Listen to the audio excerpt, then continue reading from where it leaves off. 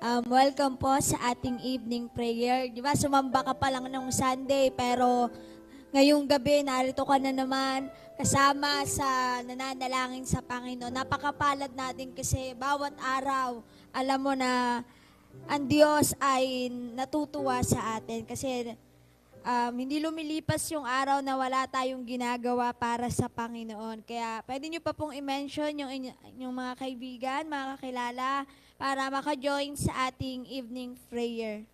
So, ang topic ko po is build your trust in Jesus.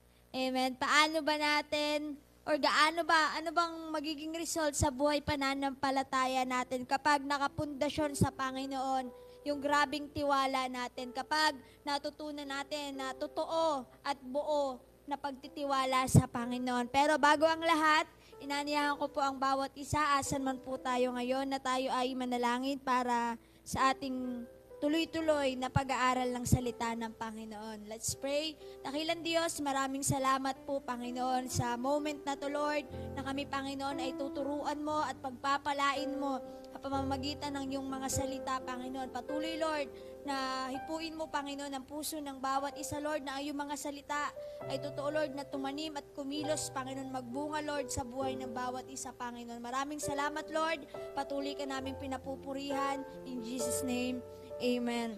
So, build your trust in Jesus. Gaano ba kahalaga na nagtitiwala tayo sa Panginoon?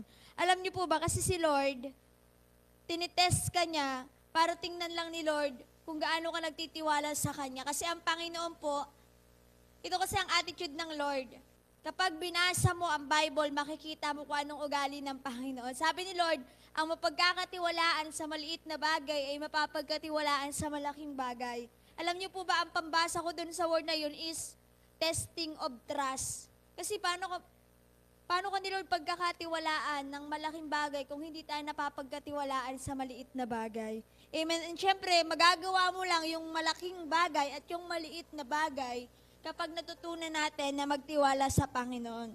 So sabi sa Jeremiah 17:5, sinabi ni Yahweh, susumpain ko ang sinumang tumalikod sa akin at magtiwala sa kanyang kapwa-tao, sa lakas ng mga tao na may hangganan ng buhay.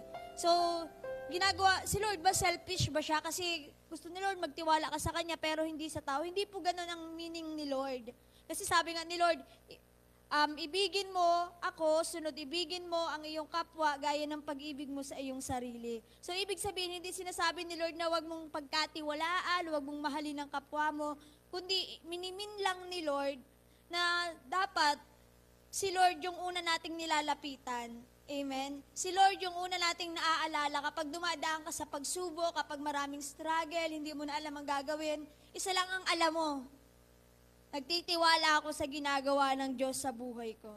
Amen? Bago ka lumapit sa tao, lumapit ka muna sa Diyos. Di ba mas masarap yung mag-pray ka na muna. Di ba, Lord, pupunta ako sa teacher ko kasi may problem sa grades ko, may problem ako sa magulang ko, kakausapin ako, Lord. Di ba mas masarap mag-pray muna? Parang nagkakaroon ka ng kaunting confidence na makipag-usap kasi alam mo na nag-submit ka kay Lord. Amen? Kaya mas masarap talaga na bago natin ginagawa ang isang bagay, first, dumadaan muna tayo sa Panginoon. Yun yung minimin ni Lord in this verse. Nasusumpain niya ang magtiwala sa kanyang kapwa-tao sa lakas na may hangganang buhay at tumalikod sa akin. Amen. Yung lahat na lang ng ginagawa mo nakarelay sa tao, okay lang na magalit sa iyo ang Diyos, wag lang ang tao. Amen. Kahit alam mong mali sa Diyos, ginagawa mo kasi yun yung uso sa mga tao. Dun nagkakaroon ng tinatawag na susumpain ni Lord ang ating buhay kapag tayo nagtitiwala sa tao, kapag para na lang sa tao ang ginagawa mo. Pwede naman kasing ginagawa mo yun sa tao, pero para yan sa Diyos. Di ba? Ang simbahan natin ay merong vision, merong mga cell group. Di ba? Pinaglilingkuran natin yung tao, pero para yun sa Diyos. Amen? Yun yung ibig sabihin ng Panginoon na gawin mo yan, nakasama ang Diyos. Kaya nga, build your trust in Jesus. Amen? Mahalaga na yung tiwala natin sa Panginoon is nakakapit, nakapundasyon talaga, matibay. Itinayo mo sa Panginoon ang tiwala mo. Kasi kapag tinayo mo sa tao ang tiwala mo, sigurado ako, isang bagay lang na magawa ng tao, tumba na ang tiwala mo. Pero alam nyo ba, kapag itinayo mo ang tiwala mo sa Panginoon, kasi ang Panginoon talaga, He is trustworthy. Amen? Talagang sulit pagkatiwalaan ng Panginoon. Kasi sabi nga sa kanyang mga salita, di ba? Alam niyo kung bakit masarap pagkatiwalaan ng Panginoon? Sapagkat, sabi ng kanyang salita, kung tayo man ay hindi tapat, nananatili siyang tapat. Amen? Yung hindi ka na tapat pero nagtitiwala pa din sa'yo ang Panginoon. Yung wala ka ng tiwala sa sarili mo pero nagtitiwala pa din sa'yo si Lord. Yun yung masarap, kaya masarap pagkatiwalaan ng Panginoon. Alam ba yung tao, kapag hindi ka na naging tapat sa Kanya, hindi ka na niya pagkakatiwalaan. Di ba? Pero ang Diyos hindi. Kahit hindi tayo nagtapat, sabi ng Panginoon, nananatili siyang tapat sa buhay natin. So, paano ba natin i-cultivate? Paano ba ako magkakaroon ng puso na nagtitiwala sa Panginoon? Yun yung tanong. So, first is, read the Bible. Mahalaga po na basahin natin ang salita ng Panginoon kasi hindi ka naman magtitiwala sa tao na hindi mo kilala. So, saan mo makikilala ang Diyos? Sa Facebook ba? So, hindi doon nakikilala si Lord. Amen. Iba ang makikilala mo sa Facebook. Baka ang makilala mo pa sa Facebook, yung sisira ng tiwala mo. Amen. Yung sasayang ng tiwala mo. Amen. So, kaya si Lord makikilala natin siya, syempre, sa Bible. Amen. Kapag binasa mo ang Bible, unti-unti, yung tiwala mo sa Panginoon, doon nag-uumpisang mapundasyon, doon nag-uumpisang mabuild. Kaya mahalaga na basahin natin yung Bible para matutunan natin na magtiwala tayo sa Panginoon ng buong puso. Sapagkat si Lord ayaw niya pati ng half-hearted. Alam niyo ba si Lord ayaw niya ng half-hearted? Kung mahal mo siya, mahal mo siya. O sabi yan ni Lord, sabi niya sa Santiago, di ba sabi doon ni Lord na kapag tayo magtitiwala sa Panginoon, huwag tayong pabago-bago ng isip. Sapagkat para tayong alon na sinisiklot-siklot. Amen. So, dapat kapag nagtiwala ka kay Lord, magtiwala ka na kahit mapangit nangyayari sa buhay mo, magtiwala ka sa Panginoon. Alam niyo ba ito yung masarap? Kapag nakabuild yung tiwala mo sa Panginoon, sabi dito sa point ko, weight become way. Amen. Yung bigat, ang tingin mo doon, paraan lang to ni Lord.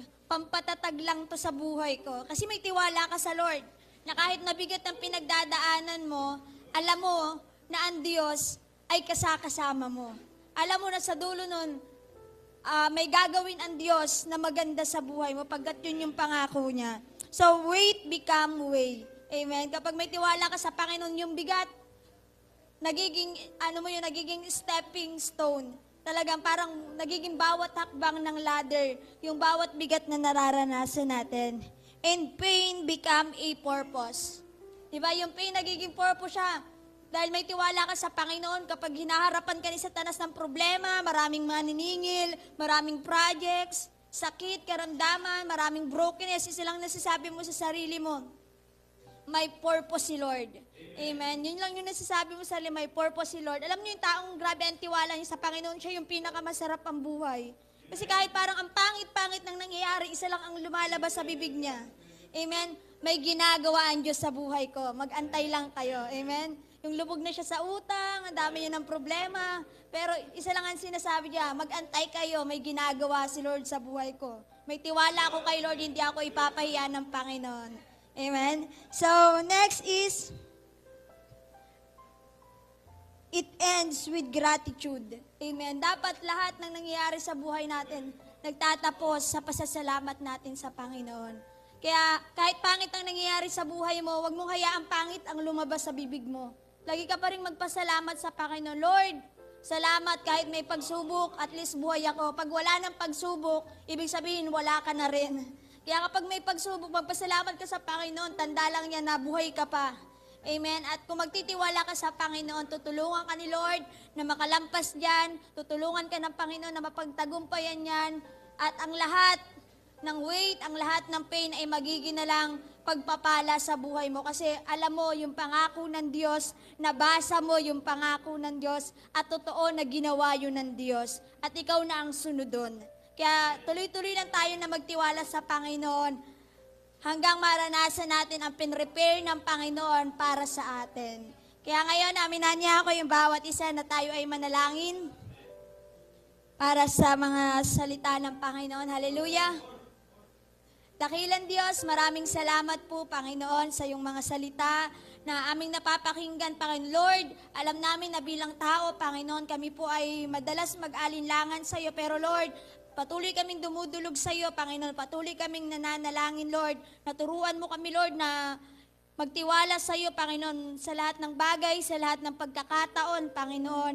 Ay patuloy, Lord, na ang mga pangako mo, ang aming panghawakan, Panginoon, ang tiwala namin sa iyo, Panginoon, at ang mabubuting bagay, Lord, ang patuloy, Lord, na bumukas sa aming mga puso, Panginoon, at patuloy, Lord, na pagpalain mo ang buhay ng bawat isa, Panginoon, at Lord, lalo niyo pa kami, Lord, i-amaze, Panginoon, ng iyong goodness, Panginoon, ng mga gagawin mo, Lord, sa buhay ng bawat isa. Continue to bless your people, Panginoon, naman ang kanilang pinagdadaanan right now, Lord, na hindi nila alam kung mapagtatagumpayan nila, kung makakalampas sila, Lord. Dalangin ko, Panginoon, na yakapin mo sila, Panginoon, maramdaman nila, Panginoon, na kapag kami nagtiwala sa iyo, Panginoon, hindi kami mabibigo sa iyo, O Diyos. Maraming salamat, Panginoon, sa tinataas ang lahat ng ito. In Jesus' name, Amen.